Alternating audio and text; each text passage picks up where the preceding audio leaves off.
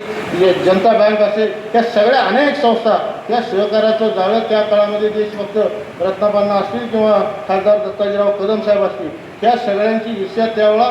विकासात्मक ईर्ष्या त्यावेळा उभी राहिली आणि त्या विकासात्मक ईर्ष्येतनं एक कारखाना उभा राहिला की दुसरा कारखाना उभा राहायचा, एक सूतगिरणी उभारली की दुसरी सूतगिरणी उभा राहायची, एक बँक उभारली की दुसरी बँक उभा राहायची. अशा पद्धतीचं त्या काळामध्ये सहकार्याच्या स्पर्धा त्या चालत होत्या. पण अलीकडच्या काळामध्ये ज्यांनी केलं त्यांना कुठंतरी विसरलं की काय, अशा पद्धतीच्या भावना एकंदरीत समाजामध्ये निर्माण होतात आणि त्यामुळं आम्ही खऱ्या अर्थानं कुठल्याही त्यांनी तिकीट न मागता आदरणीय खासदार साहेब कदम अण्णांचं घर ह्या राजकीय प्रवाहामध्ये पुन्हा ह्या सहकारामध्ये आणि ह्या दोन्ही शिरोळ आणि हातकणंगले तालुक्यामध्ये आणायचं या भूमिकेनं कदम अण्णांच्या घराला आम्ही विनंती केली. सन्माननीय खासदार साहेबांना सुद्धा आम्ही मी स्वतः विनंती केली की आदरणीय कदम अण्णांचं घर हे परत राजकीय प्रवाहामध्ये आलं पाहिजे आणि ही भूमिका ठेवून आपण उमेदवारी दिल्या. बंधूंनो, माझी विनंती आहे, सन्माननीय जे कोण विरोधी पक्ष आहे, कुठला पक्ष आहे, गट आहे, ह्याच्यापेक्षा सुद्धा आपण सगळ्यांनी काही ना काही उपकार कदम अण्णांचे आपल्या सगळ्यांच्यावर आहे आणि म्हणून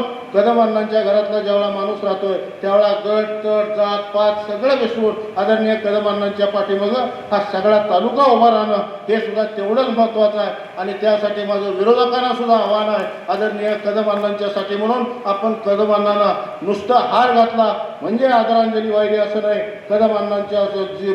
पुढची पिढी आहे त्याच्या पाठीमागं आपण उभा राहतो का नाही हा खऱ्या अर्थानं प्रश्न आहे आणि त्यासाठी म्हणून निश्चितपणे मी सांगतो,